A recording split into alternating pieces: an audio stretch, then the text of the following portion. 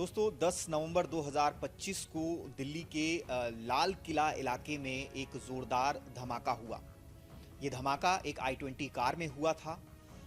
इस धमाके के बाद जो दृश्य सामने आए उसने सबको ही हैरान भी कर दिया और झकझोर करके रख दिया। लेकिन इससे पहले कि मैं आपको उस पूरी घटना की डिटेल बताऊं,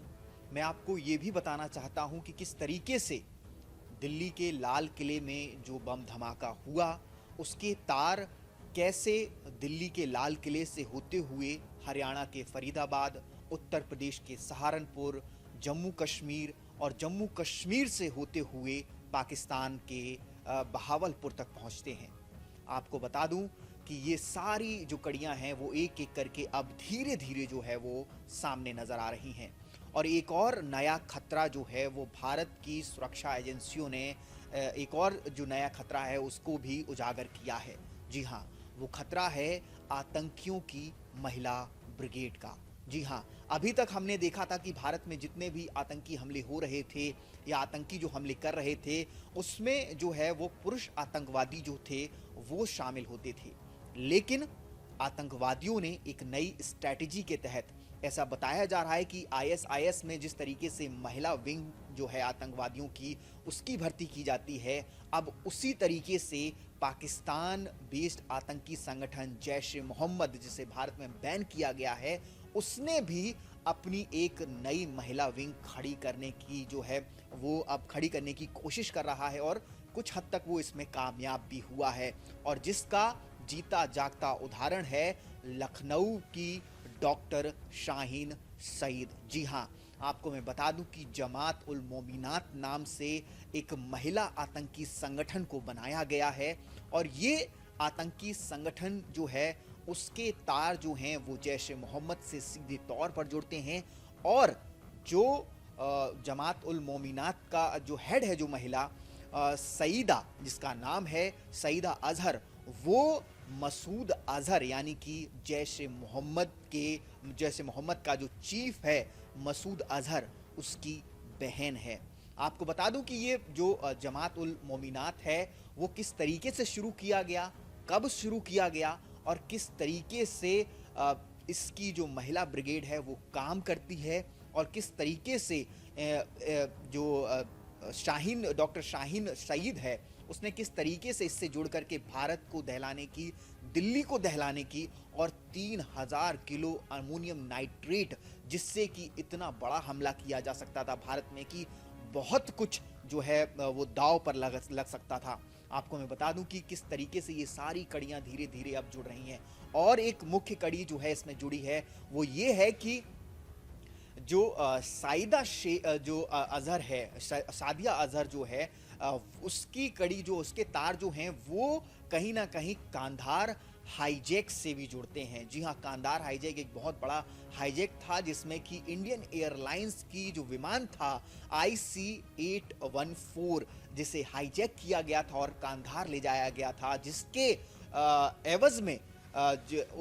हमें भारत को कुछ आतंकवादी उस दौर में छोड़ने पड़े थे और उसमें से जो सबसे प्रमुख नाम था वो मसूद अजहर का था, जिसने पुलवामा जैसा हमला किया था जिसमें हमारे भारतीय सुरक्षा बलों के CRPF के मुख्यतः 40 जवान जो हैं वो शहीद हुए थे। अब मैं मुख्य पॉइंट पर आता हूं कि किस तरीके से जो दिल्ली बम ब्लास्ट है उसकी कड़ियां कांधार हाईजैक तक जो हैं वो जा रही हैं। आपको मैं बता दूं कि 7 मई को जो है ऑपरेशन सिंदूर चलाया गया था, जो पहलगांव में जो हमला हुआ था उसके बाद इस ऑपरेशन को शुरू किया गया था, लॉन्च किया गया था। इसमें पाकिस्तान की 9 मुख्य जगहों पर, जहां पे 9 मुख्य आतंकी ठिकाने थे, उनको तबाह करने के लिए हमारी भारत की फोर्सेस ने एक बहुत ही सुसज्जित ढंग से एक प्लान किया था अटैक को, और उसमें उन जगहों को तबाह किया गया था, 9 आतंकी ठिकानों को तबाह किया गया था। आपको बता दूं इस हमले में बड़े बड़े जो जैश ए मोहम्मद और भी कई जो आतंकी संगठन थे उनके बड़े बड़े जो आतंकी थे वो मारे गए थे, टॉप कमांडर्स मारे गए थे। इन्हीं टॉप कमांडर्स में से एक का नाम था मोहम्मद यूसुफ अजहर। आपको बता दूं ये भी उसी ऑपरेशन सिंदूर के दौरान जो है उस हमले में मारा गया था, जवाबी कार्रवाई में मारा गया था। आपको बता दें कि यूसुफ जो है वो जैश ए मोहम्मद का एक टॉप कमांडर था और मसूद अजहर जो कि चीफ है जैश ए मोहम्मद का, उसका बहनोई था। इसका काम था जैश ए मोहम्मद में जो ट्रेनिंग है, आतंकवादियों को ट्रेनिंग देना। इसका काम था कि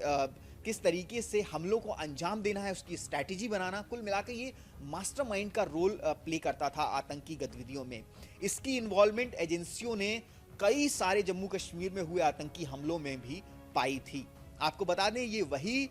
यूसुफ अजहर है जिसने कांधार हाईजैक का भी जो है, जिसको मास्टरमाइंड बताया जाता है, जिसने काठमांडू से जो है इंडियन एयरलाइंस की फ्लाइट जो थी IC 814 को हाईजैक किया था और उसे दिल्ली और दिल्ली से फिर वो कांधार ले गए थे। आपको बता दूं कि इसके अगेंस्ट एक रेड कॉर्नर नोटिस भी जारी किया गया था जिसका नंबर है A565/6/2000। इसके खिलाफ ये एक रेड कॉर्नर नोटिस भी जारी किया गया था, यानी कि ये एक बहुत बड़ा आतंकी था। दुनिया ने भी माना था कि एक बहुत बड़ा आतंकी है। आपको बता दूं कि ऑपरेशन सिंदूर में इसके मारे जाने के बाद जो इसकी विधवा पत्नी थी सादिया अजहर, उसने एक ये जो है संगठन खड़ा किया था महिलाओं का, जिसको उसने नाम दिया जमात उल मोमिनात। जी हाँ, इसको बनाने का मेन मकसद ये था कि ये उन महिलाओं को ब्रेन वॉश कर रही थी जिनके पति जो हैं वो आतंकवादी गतिविधियों में शामिल थे और जो फोर्सेस के द्वारा मारे गए थे। उन महिलाओं का ये ब्रेन वॉश करती थी और जमात उल मोमिनात में उन्हें भर्ती करने का काम किया करती थी। आपको बता दूं कि ऑपरेशन जो सादिया थी उसने ही शाहीन शहीद को, जो कि लखनऊ की डॉक्टर है, जो अभी दिल्ली बम ब्लास्ट की मुख्य अभियुक्त है, मुख्य आरोपी है, उसको जो है इसी ने अपने जो है भारत का हेड बनाया था, इसी अपनी विंग के भारत का हेड बनाया था। आपको एक चीज़ और मैं बता दूं कि जो शाहीन शाहिद थी उसका मेन काम क्या था। उसका मेन काम ये था कि भारत में ऐसी महिलाओं को ढूंढना जो कि जिनके पति आतंकवादी थे या फिर आतंकवादियों की मदद करने में शामिल थे और किसी ना किसी तरीके से उन्हें सेना ने पकड़ा था या फिर वो सेना के किसी कार्रवाई में मारे गए थे। ऐसी महिलाओं को ढूंढते थे या फिर कोई महिला जो मुस्लिम हो, गरीब हो, ऐसी महिलाओं को ढूंढना और उन लोगों को ढूंढना जो हिंदुओं से नफरत करती हों महिलाएं, ऐसी महिलाओं को ढूंढना और उनको अपने साथ जोड़ना, उनका ब्रेन वॉश करना, उन्हें ऐसी सामग्री दिखाना, वीडियोस दिखाना जिससे कि उनके अंदर हिंदुओं के प्रति जो है वो नफरत पनपे और वो जमात उल मोमिनात नाम के इस आतंकी संगठन से जुड़ें। मतलब कुल मिलाकर इसका काम डॉक्टर शाहीन शाहिद का काम जो था वो आतंकी महिलाओं को रिक्रूट करना था भारत में, और इसके लिए उसने इसे यहाँ भारत का हेड भी बनाया था। अब मैं आपको बताता हूँ कि ये डॉक्टर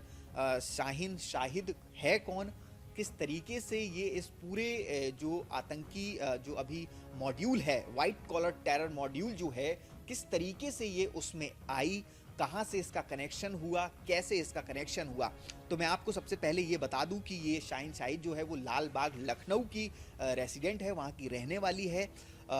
इसने जो अपनी पढ़ाई की है मेडिकल की वो इलाहाबाद मेडिकल कॉलेज से की है। 2003 में जो है इसने MBBS पास किया था, 2005 में इसने जो है वो MD किया था और साल 2006 में ये GSVM मेडिकल कॉलेज में एज अ फार्माकोलॉजी लेक्चर जो है ये वहाँ पे उसने ज्वाइन किया था। इसके बाद 2009 से 2010 में इसका ट्रांसफ़र जो है वो कन्नौज मेडिकल में हुआ था, लेकिन ये जो है वहाँ से फिर वापस GSVM में मेडिकल कॉलेज में वापस आ गई थी। अब मैं आपको एक चीज़ और बता दूं कि किस तरीके से ये आतंकी संगठन, हमें लगता है कि कोई आतंकवादी जब इसलिए बनता है क्योंकि गरीबी, जो अभी तक जो पैमाने आतंकवादियों के कई सारे तथाकथित बुद्धिजीवियों द्वारा दिए जाते थे वो ये दिए जाते थे कि कोई व्यक्ति आतंकवादी इसलिए बनता है क्योंकि उनके पास नौकरी नहीं है, क्योंकि वो पढ़े लिखे नहीं हैं, क्योंकि जो है समाज जो है उन्हें धुतकार रहा है, या फिर समाज ने उनके साथ उनको प्रताड़ित किया है। इस वजह से कोई मुसलमान जो है वो आतंकवादी बनता है, क्योंकि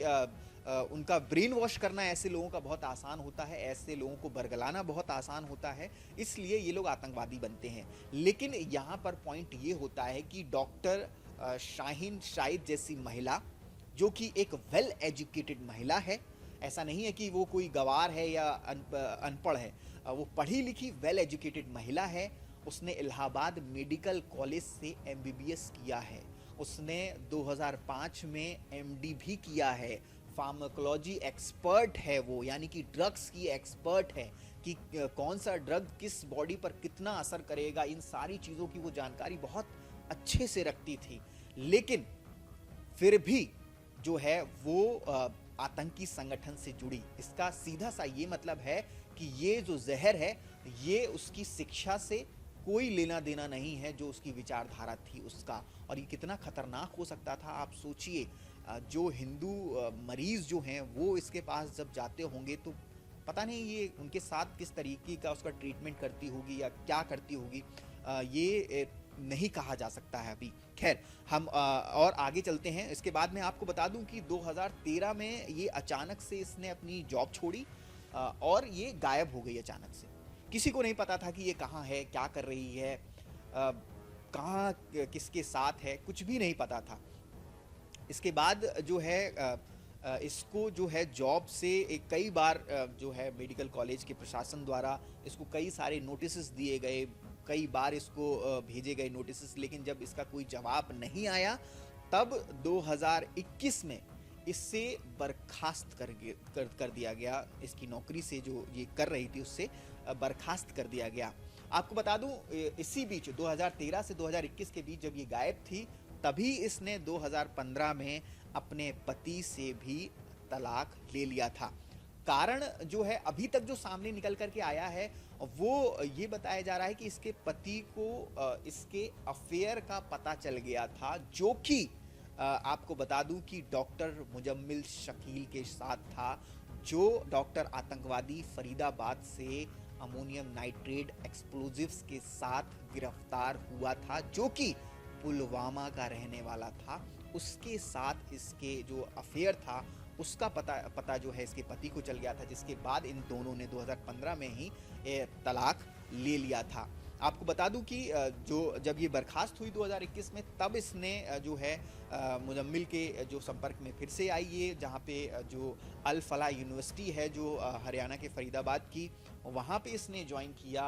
उसके बाद ये दोनों की जो नज़दीकियाँ हैं वो बढ़ी, उसके बाद आतंकवादी गतिविधियाँ जो हैं वो बढ़ने लगी। उसके बाद ये तमाम जो कड़ियाँ हैं वो धीरे धीरे एक दूसरे से जुड़ती हुई चली गई। और देखिए किस तरीके से जो शाहीन शाहिद, डॉक्टर शाहीन शाहिद जो महिला जो है जमात उल मोमिनात की जो हेड है इंडिया की, इसको जब पकड़ा गया तो इसकी गाड़ी से भी, जो कि स्विफ्ट कार है, उससे भी विस्फोटक सामान बरामद हुआ। AK-47 जैसी असॉल्ट राइफल जो है वो बरामद हुई। और ऐसा बताया जा रहा है कि अब जो है डॉक्टर शाहीन शाहिद ने जो है एजेंसियों के सामने ये कबूल लिया है कि उनकी प्लानिंग एक बहुत बड़े स्तर पर भारत को दहलाने की थी। सिर्फ दिल्ली को ही नहीं बल्कि पूरे भारत को दहलाने की जो है साजिश थी उनकी, जो कि अब बहुत हद तक जो है नाकाम हो चुकी है। आपको बता दूं कि जो डॉक्टर शाहीन शाहिद है, ये महिला जो है ये सादिया के टच में ऑनलाइन आई थी, ऑनलाइन ही इसका ब्रेन वॉश किया गया था सादिया के द्वारा। अब उसमें क्या कहा गया ये हम सबको पता है, किस तरीके से भारत में कुछ ऐसे अपवाद मामलों को उठाया जाता है जहां पर किसी की लिंचिंग होती है या फिर उसको भीड़ द्वारा पीट करके मार दिया जाता है या वो मर जाता है, और उसको हिंदू मुसलमान करने के बाद एक ऐसा एंगल दिया जाता है कि मुसलमानों के ऊपर भारत में अत्याचार हो रहा है और अत्याचार करने वाले जो हैं वो हिंदू हैं, मुसलमानों को द्वैत दर्जे का नागरिक समझा जाता है। इस तरीके का जो कंटेंट है, इस तरीके का जो मटेरियल है वो परोसा जाता है मुसलमानों को। इमाम्स जो होते हैं मस्जिदों के, कई सारी, मैं ये नहीं कह रहा हूँ कि पूरे देश की जो मस्जिदें वहाँ पे हर इमाम ऐसा कर रहा है, लेकिन जो कट्टरपंथी सोच है वो कहीं ना कहीं बैकग्राउंड में जो है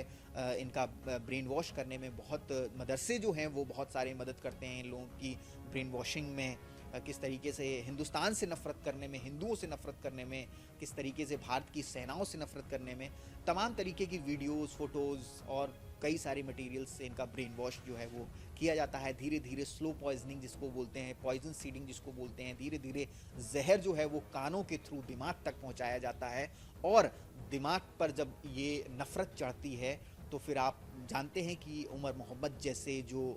आतंकवादी हैं वो पैदा होते हैं,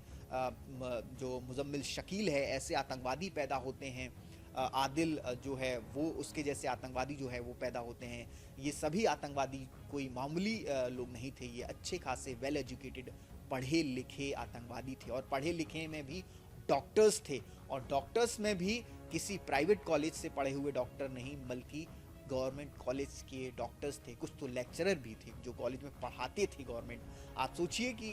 इनकी शिक्षा में कोई कमी नहीं थी, इनकी परवरिश में कोई कमी नहीं थी, लेकिन जो कमी थी वो थी विचारधारा में, वो थी उस विचारधारा में जो एक व्यक्ति से दूसरे व्यक्ति को नफरत करना सिखा रही थी। एक विचारधारा थी जो ये मानने पर इनको मजबूर कर रही थी कि भारत जो है वो इनके खिलाफ है, और अगर ये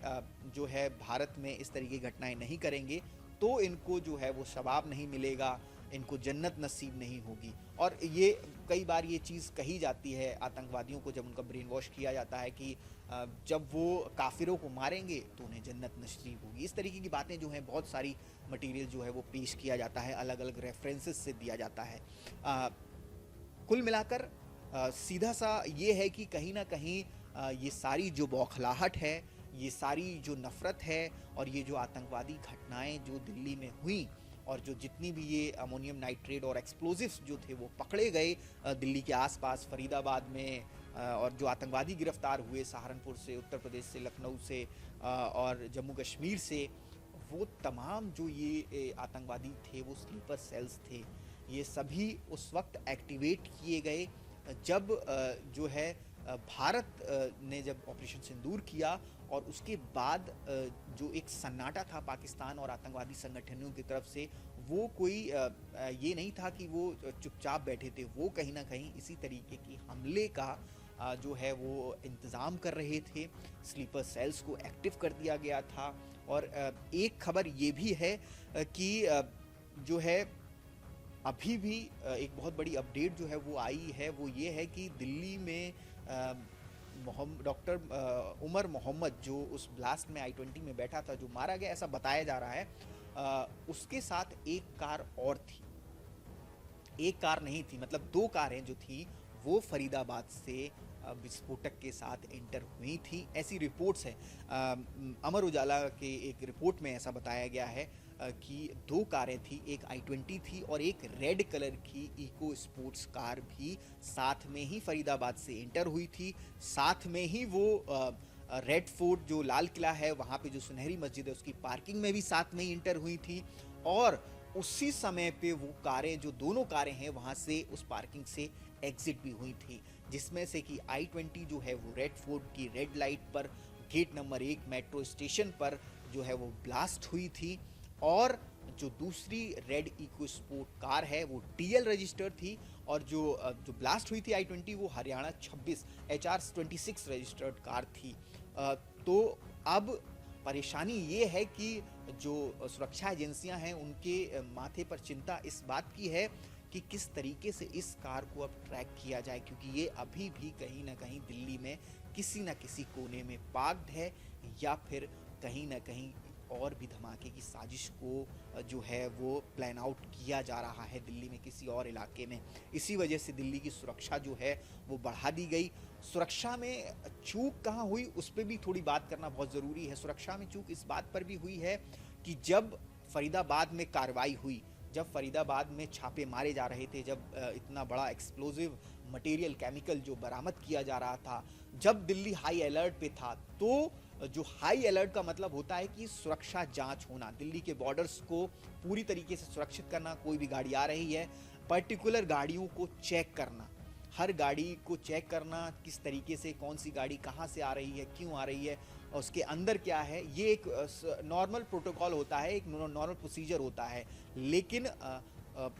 दिन भर रेड हुई, दिन भर जो केमिकल जो थे, विस्फोटक जो सामग्री थी वो बरामद हो रही थी, हाई अलर्ट भी था। लेकिन फरीदाबाद बॉर्डर से जब वो कार दिल्ली में इंटर हुई तो ना उसे किसी ने चेक किया, ना किसी ने उससे पूछा कि वो कार कहाँ से आ रही है, क्यों आ रही है, गाड़ी में है क्या सामान।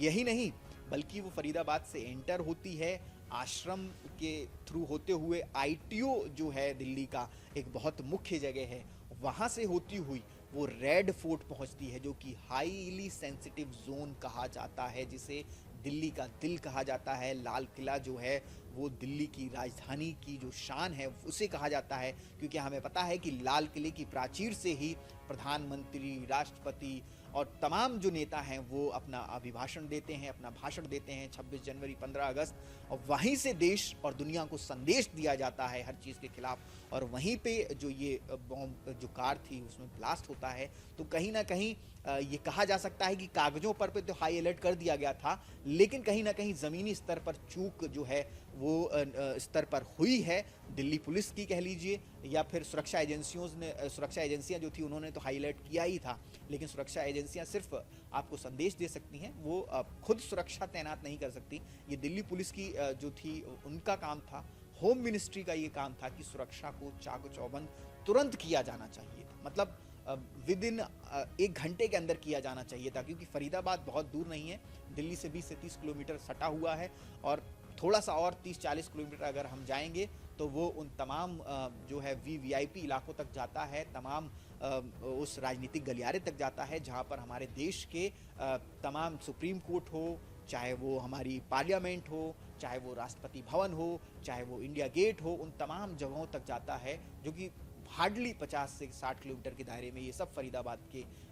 दायरे में आते हैं, 50-60 किलोमीटर दूर। यानी कि इन तमाम चीज़ों को कहीं ना कहीं इनसे चूक हुई है,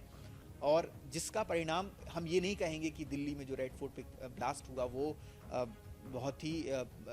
घटना थी, क्योंकि बहुत ही दुखद घटना तो थी ही, लेकिन ये भी हो सकता था कि अगर ये रेड नहीं होती, ये आतंकवादी नहीं पकड़े जाते, तो शायद दिल्ली के और भी जगहों पर इस तरीके की घटनाएं जो हैं वो उनको अंजाम दिया जा सकता था।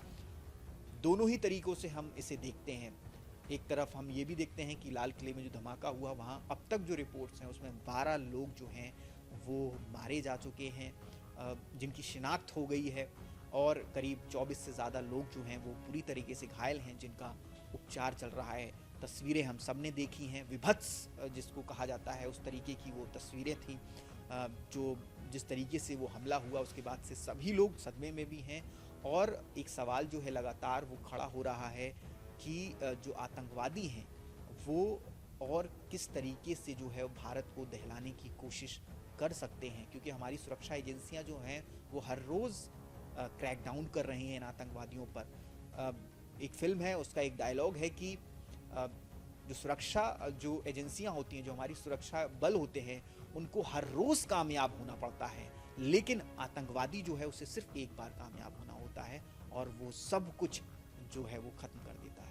तो इस तरीके से भी हम इस तरीके से भी इन चीज़ों को देख सकते हैं कि हमारी सुरक्षा एजेंसियां लगी हुई हैं लगातार। जम्मू कश्मीर में बहुत बड़े पैमाने पर कार्रवाई हुई है, 1500 से ज़्यादा लोगों को डिटेन किया गया है, जो माना जा रहा था कि वहाँ पर उन्माद फैला सकते थे, जो है वहाँ पर ऐसी सिचुएशन क्रिएट कर सकते थे जो लॉ एंड ऑर्डर को बिगाड़ सकती थी। तो इन तमाम पहलुओं पर पूरे देश में, हर कोने में देश के जो है ये सारी चीज़ें चल रही हैं, और बहुत जल्द हमें उम्मीद है कि इस सारे जो दिल्ली में जो धमाका हुआ उसकी जो सारी कड़ियाँ हैं वो एक एक करके जुड़ जाएंगी। और सवाल अब ये भी उठेगा कि वो लोग कहाँ हैं अब, जो लोग लगातार ये बोल रहे थे कि ये किसी धर्म से नहीं जोड़ के देखा जाए, इन हमलों को किसी विचारधारा से जोड़ करके नहीं देखा जाए इन हमलों को,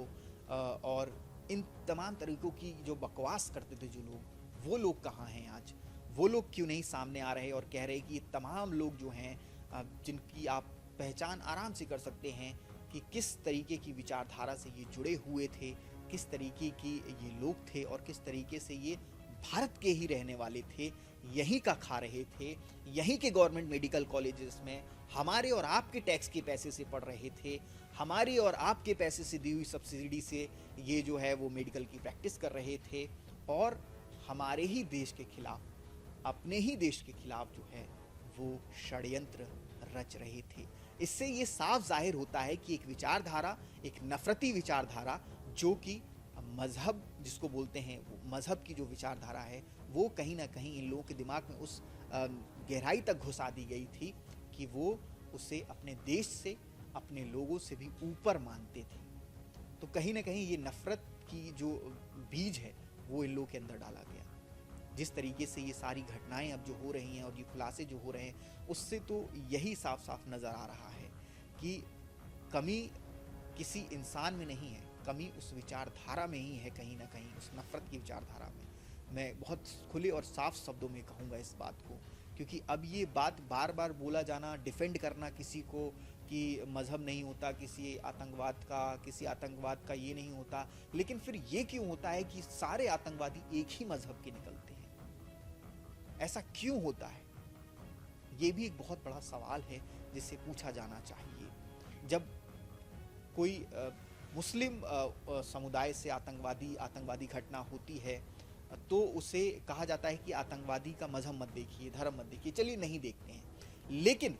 जब कोई घटना होती है जो कि आतंकवादी घटना नहीं भी होती है, तो जैसे कहीं पे दो समुदाय के बीच पत्थरबाजी हुई, गोली चली, लाठी डंडे चले, तो उसमें हमेशा एक समुदाय, जिसे हिंदू समुदाय है, उसको हमेशा आतंकवादी, हिंदुत्व आतंकवाद का एक एजेंडा, नैरेटिव खोल दिया जाता है कि ये हिंदू आतंकवादी हैं, ये हैं, वो हैं। वहाँ पर ये नैरेटिव क्यों नहीं काम करता कि आतंकवादियों का, दंगाइयों का कोई धर्म नहीं होता? वहाँ पर ऐसा क्यों किया जाता है कि हिंदू आतंकवादी है, ये है, फलाना है, ढिमकाना है? कि ये दोगलापन जो है चीज़ों को देखने का, वो क्यों हमारे समाज में आज भी हो रहा है? और कहीं ना कहीं इन्हीं सब चीज़ों की वजह से जो है ऐसे जो आतंकवादी हैं, डॉक्टर मोहम्मद उमर जैसे, मोहम्मद शकील जैसे, शाहीन सईद जैसे, इन तमाम लोगों को जो है वो पनाह मिलती है, और जो है इनको कहीं ना कहीं हौसला मिलता है आतंकवादी घटनाओं को करने का, क्योंकि उन्हें पता है कि कोई ना कोई खड़ा होगा इन्हें डिफेंड करने के लिए। क्योंकि हमें पता है कि पार्लियामेंट अटैक जिसने किया था, अफजल गुरु जिसका नाम था, वो भी जम्मू कश्मीर से ही आता था, और उसे डिफेंड करने के लिए कितना कोशिश की गई, उसे बचाने के लिए कितनी कोशिश की गई। रात रात भर अदालतें खोली गई, सुप्रीम कोर्ट जो देश का सबसे बड़ी अदालत है उसको रात रात भर खोल के रखा गया कि उसे कैसे भी फांसी से बचा लिया जाए, जबकि उसने एक इंटरव्यू में साफ कहा था कि वही मास्टरमाइंड था पार्लियामेंट पे अटैक का, जिसमें कई सारे हमारे सुरक्षा बल के लोगों ने अपनी जान गंवाई थी। आप सोचिए, ये वही याकूब मेनन को, जो आतंकवादी था, जो मुंबई बम ब्लास्ट का मुख्य अभियुक्त था, मुख्य आरोपी था, जिसे फांसी की सज़ा सुनाई गई थी, ये वही लोग हैं जो लोग उसके लिए मर्सी पिटिशंस फाइल किया करते थे,